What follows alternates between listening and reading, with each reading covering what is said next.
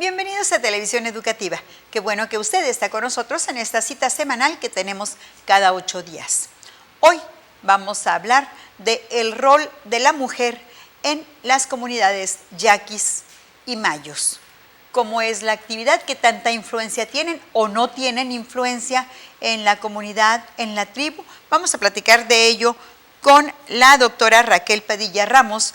Ella es investigadora, conferencista y articulista sobre este tema. Es una estudiosa de las etnias, específicamente yaqui y mayo, y ha trabajado mucho sobre el rol y la participación de la mujer en estos grupos étnicos. Bienvenida, doctora. Muchas gracias por la invitación.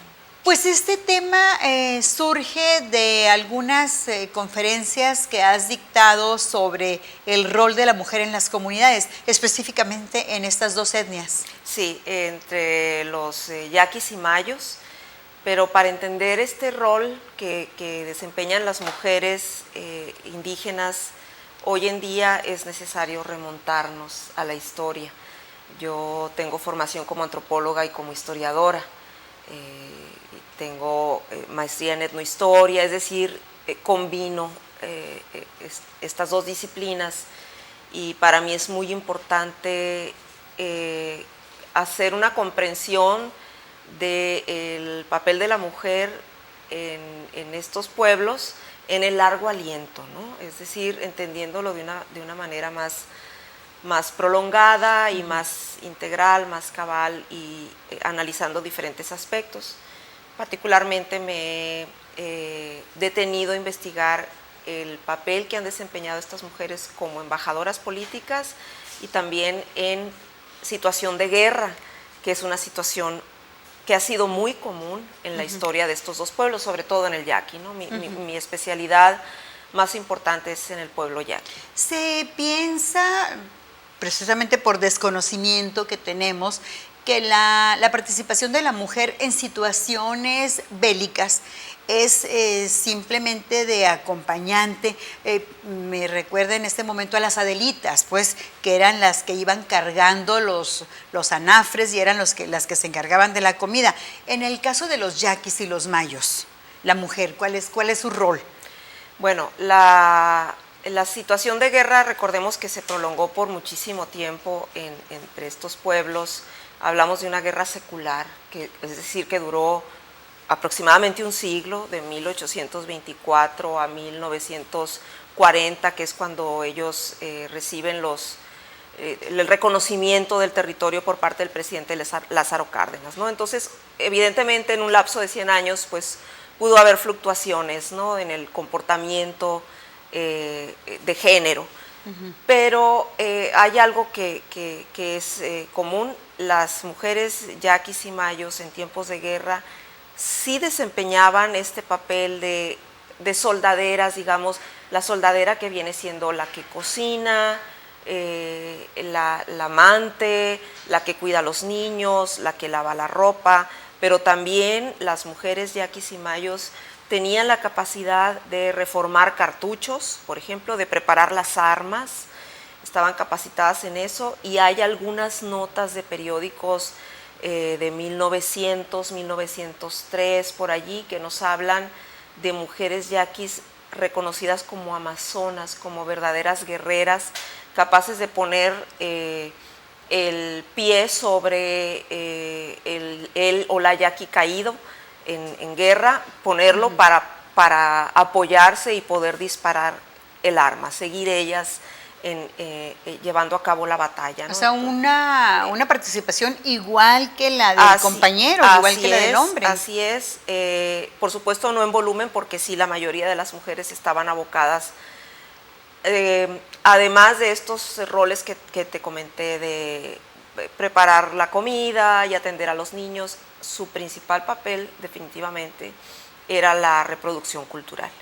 Es decir, ellas se encargaban de que las formas organizacionales de los yaquis en tiempos de guerra pervivieran lo más posible, ¿no? Y que eso era bastante difícil porque ellos estaban sufriendo una guerra de exterminio que implicaba persecución, violencia extrema, muerte, deportaciones a lugares lejanos, ¿no?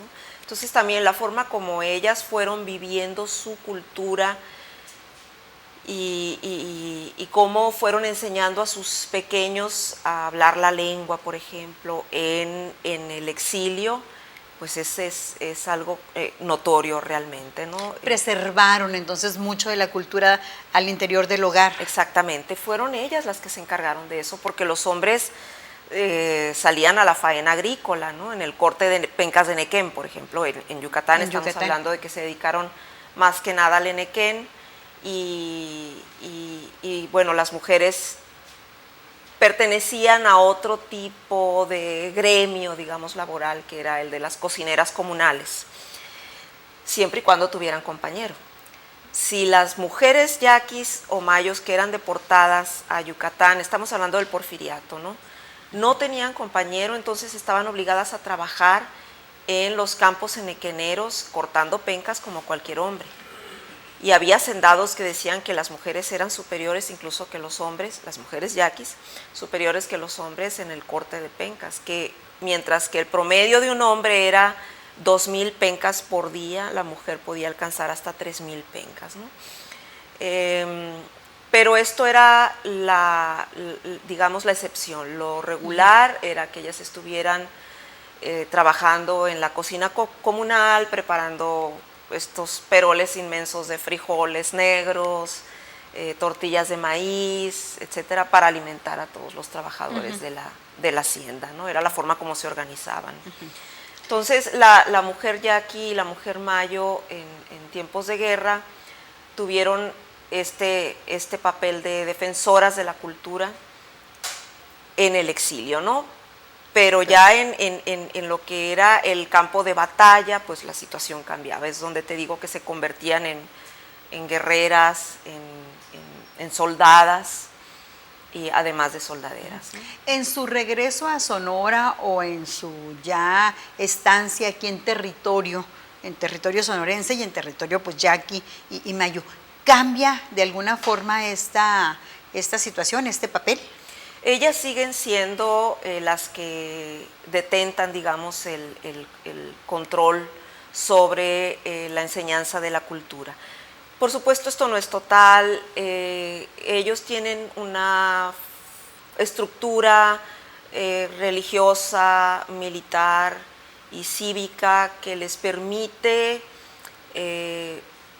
ejercer un tipo de educación que queda al margen, por supuesto, del sistema o del Estado mexicano, que es la que ellos van enseñando, por ejemplo, a través de las mandas. Si un niño se promete para ser pascola, o un niño o una niña se promete para ser tenanchi, que son cargos, pues, ¿no? En el organigrama religioso, pues ellos van a tener adultos que los van a ir enseñando.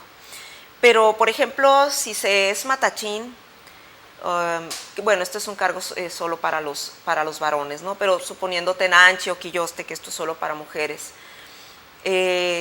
las que les van a enseñar no solo les enseñan lo que tienen que hacer en la iglesia, por ejemplo, que es acicalar las imágenes, cuidar el templo, seguir ciertos patrones de conducta en la liturgia, cómo van a cargar las imágenes, los objetos, etcétera, ¿no?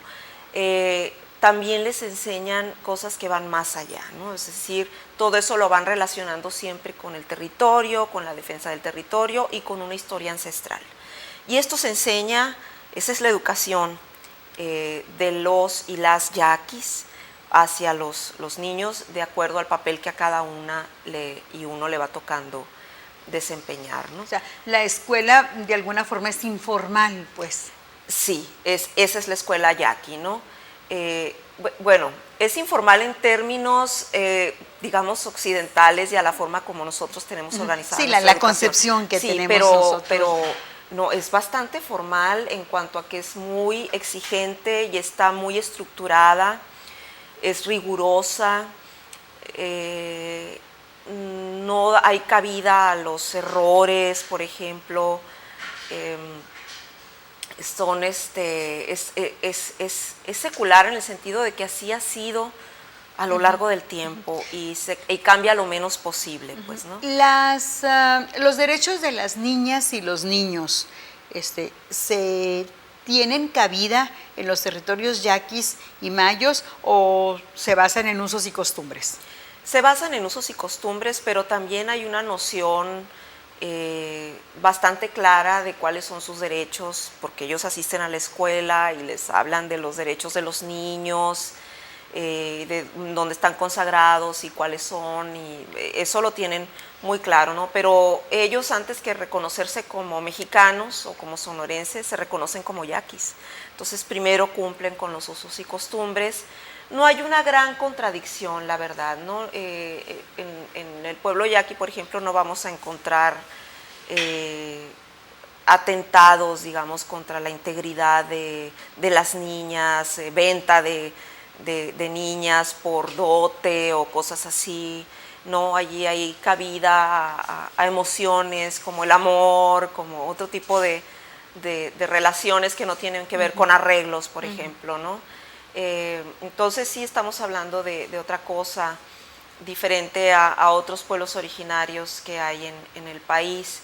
Además, hay que considerar que a muchas de las niñas se les prepara en la iglesia, por ejemplo a las tenanchis y quillostes, para que después puedan ser cantoras, por ejemplo, y ya cuando estamos hablando de cantoras, estamos hablando de personas que tienen un gran reconocimiento en la comunidad, que son sumamente respetadas y cuya opinión es altamente valorada. De hecho, en una asamblea, por ejemplo, de una comunidad indígena, estoy hablando de los yaquis en este caso, está reunido todo el pueblo, está la autoridad tradicional, está la autoridad eclesiástica, se está discutiendo un tema y la autoridad tradicional dice, ewi, sí, pero las cantoras dicen, no se hace. O sea que es una sociedad matriarcal dirigida por hombres. Ándale, exactamente. Y finalmente las familias se reúnen en torno a la mujer, a la madre, a la matriarca, más que a la figura paterna, y tienen un peso muy importante, ¿no? El otro día un yaqui me decía que la próxima revolución en el yaqui iba a hacerse desde las hornillas, dijo, ¿no? O sea, esto es bien interesante. Hacemos una pausa en este momento y ahorita que regresemos nos hablas de ese papel que hemos conocido desde la historia con la Malinche, las de espías, las de que convencen al enemigo para, pues, tener algunos secretitos, algunas estrategias de guerra. Quédese con nosotros, estamos en Televisión Educativa.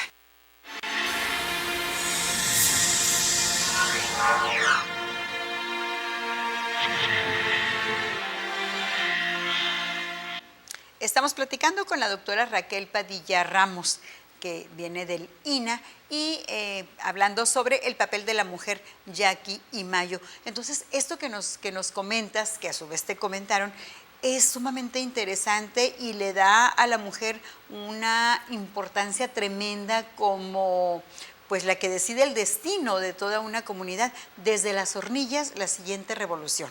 Sí, es que la mujer desempeña un papel político más importante del que le hemos, digamos, lo que hemos notado o no le hemos prestado la atención suficiente. Pero recientemente he estado investigando sobre el rol que las mujeres yaquis y mayos han desempeñado como diplomáticas. Entre naciones, o sea, no estoy hablando de una diplomacia familiar, ¿no? De que voy a negociar con mi consuegro para que, no, estoy hablando de naciones indígenas cuyos problemas políticos y bélicos inclusive son planteados o resueltos por mujeres. El misionero jesuita Andrés Pérez de Rivas, que fue el primer misionero en territorio yaqui, junto con Tomás Basilio. Pérez de Rivas era español, de Córdoba, y Tomás Basilio era italiano. Y ellos son los primeros misioneros que incursionan en territorio yaqui, ¿no? Entonces, Pérez de Rivas escribió una obra bastante larga sobre su contacto con pueblos caítas, que así les llaman, a yaquis y mayos, y a otros pueblos en el norte de Sinaloa. Y plasmó en su obra titulada Los triunfos de nuestra santa fe entre gentes más bárbaras y fieras del nuevo orbe. Ese es el pomposo título del trabajo de Pérez de Rivas, y es más largo, ¿no? Y allí él narra que después de que se habían presentado varios encuentros bélicos entre los yaquis y las huestes españolas, en los que los yaquis habían resultado vencedores, y además que fueron reconocidos como pues grandes militares con una capacidad para poner a 6-7 mil hombres en armas en un santiamén. Esto nos habla de su capacidad militar, ¿no? Que a pesar de que ellos habían tenido estos triunfos bélicos, digamos, se interesaron por las cosas que estaban presentando los jesuitas en el territorio mayo, donde ya tenían algunos años misionando, no muchos. Los misioneros llegaron al río Mayo en 1614, y en 1617 llegan Tomás Basilio y Andrés Pérez de Rivas al yaqui. Para que ellos llegaran, fueron mujeres yaquis las embajadoras de paz. Se presentan en la villa de San Miguel de Culiacán a plantear la paz entre españoles y los propios yaquis. Similar a la participación de la Malinche con la llegada de los españoles. Exactamente, pero ellas vienen con un poder dado, un poder reconocido por su comunidad. En el caso de la Malinche hay matices, pues, ¿no? Porque su condición era pues de esclava, ¿no? Y aquí no, ellas son embajadoras, van con ese papel diplomático que los mayos entendieron perfectamente. ¿Por qué? Porque en estos pueblos existe esa práctica. La mujer como embajadora está instituida en los pueblos indígenas del noroeste de México, al menos entre los caítas o entre los yutoaztecas, podríamos decir, en los que hablan las lenguas yutoaztecas, ¿no? Sin embargo, los españoles que estaban en Culiacán, cuando se dan cuenta de esta negociación, no lo entienden, porque obviamente en su mundo es otra idea. La mujer no puede entablar negociaciones de paz, ni entablar guerras, ni nada. Entonces las mandan de vuelta y les dicen que vengan los hombres, no queremos negociar con mujeres. Entonces, bueno, ellas regresan con ese recaudo, dice el español antiguo, y mandan, la primera que había ido era una sola mujer, pero después los yaquis vuelven a mandar a varias mujeres. Es decir, la mujer era la que tenía que llevar este mensaje. Entonces, Raquel, viéndolo así de una manera muy, muy simplista, el machismo es parte de la conquista también en este país. Sí, sí. Digo, no se trata de ver a las culturas originarias como todo pureza y todo belleza. Seguramente había algunas cuestiones de machismo, pero también las había de lo que se conoce como embrismo. Por ejemplo, había mujeres que tenían varias parejas, hombres que tenían varias mujeres, en fin, otra forma de organizarse.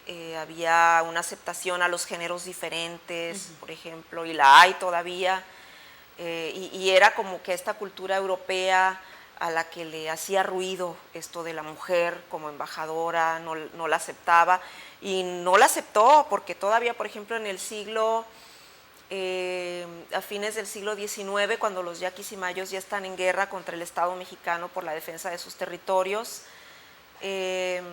hay datos de que una emisaria de paz que se presentó ante el general Ángel Martínez, conocido como el Machetero, que era del Ejército Federal, pues fue violada y asesinada por ¿no? También de que a Cajeme, cuando Cajeme, el gran jefe yaque, sí, el famoso indio Cajeme, por su actitud de rebeldía que sostenía contra el gobierno, le mandaron quemar la casa donde estaba su esposa y su niña, que sobrevivieron al incendio, pero las fuentes muestran indicios de que hubo abusos, que las desnudaron o que salieron sin ropa de esta refriega las mujeres, ¿no? Entonces no se dice explícitamente porque finalmente las fuentes que tenemos son todas oficiales. Y este es un problema que tenemos los historiadores para estudiar a los subalternos, a los invisibles, en este caso a las mujeres, ¿no? Las tienes que buscar hasta en los más leves indicios. Es que todavía no conocemos la visión de los vencidos, pues conocemos la visión del vencedor. Exactamente. Y bueno, aprovecho para comentarte que yo recientemente publiqué un libro que se presentó hace unos días, se llama Los partes fragmentados, narrativas de la guerra y la deportación yaquis, y allí recojo muchas narrativas de hombres y mujeres, pero sobre todo de mujeres, precisamente para recuperar esas voces que la historia oficial ha silenciado. No voy a decir que la historia de los pueblos indígenas, los yaquis y los mayos, le dan mucha importancia a la voz de las mujeres, de las abuelas, de las madres, y para ellos es muy relevante que las historias que ellas conocen puedan ser relatadas en el ámbito doméstico, en la familia, a los hijos, a los nietos, ¿no? Entonces, ellos lo tienen muy claro y ellos conocen perfectamente estas historias, pero nosotros no. Entonces había que recopilarlas y darles un sentido, digamos, metodológico, y están presentadas en este libro que te comento. Sin embargo, Raquel, con toda este poder que tiene la mujer al interior de la etnia, al interior de la comunidad de sus pueblos, pues conocemos más historias de hombres, yaquis y mayos, y se conoce más la historia de Lola Casanova, por ejemplo, que no era, pues que era blanca, y la vida de Coyote Iguana, que de alguna mujer serio, de alguna mujer yaqui. Claro, porque como te digo, las fuentes están escritas por hombres, y los hombres solo observan, por ejemplo, cuando una mujer es considerada demasiado alegre o bailadora o cosas que les resultan escandalosas en el siglo XVIII, XIX, entonces sí lo plasman y sí lo anotan, ¿no? Porque eso es lo que quieren dejar muy claro, que hay mujeres que no son de buena vida o cosas así, ¿no? Pero estas que juegan un papel político, que son las guardianas de la cultura, hacen omisión de su existencia, ¿no? Que hay que seguir buscando información, pues, para conocer al respecto. Tu libro, antes de irnos, ¿dónde lo podemos encontrar? Está en las librerías y tiendas INA, en la Ciudad de México, en el Centro INA Sonora y en Educal.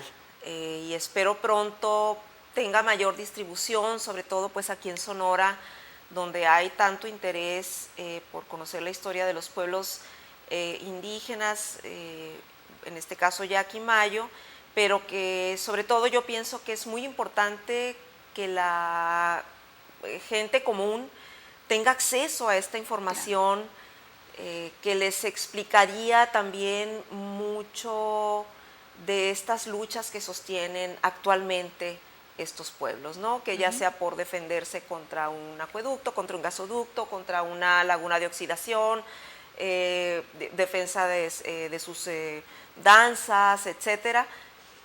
Si logramos entenderlas en el largo aliento, va a ser mucho más fácil comprender por qué sostienen estas luchas. Claro, por qué son así. Exactamente. Doctora Raquel Padilla Ramos, pues muchísimas gracias. porque hayas estado con nosotros. Gracias a ustedes. Sabemos que eres muy ocupada, pero qué bueno que pudiste estar acá. Gracias, ha sido un honor. Muchas gracias. Gracias a usted. Recuerde, dentro de 8 días la cita es aquí, en Televisión Educativa, para poner otro tema a la luz. Hasta entonces.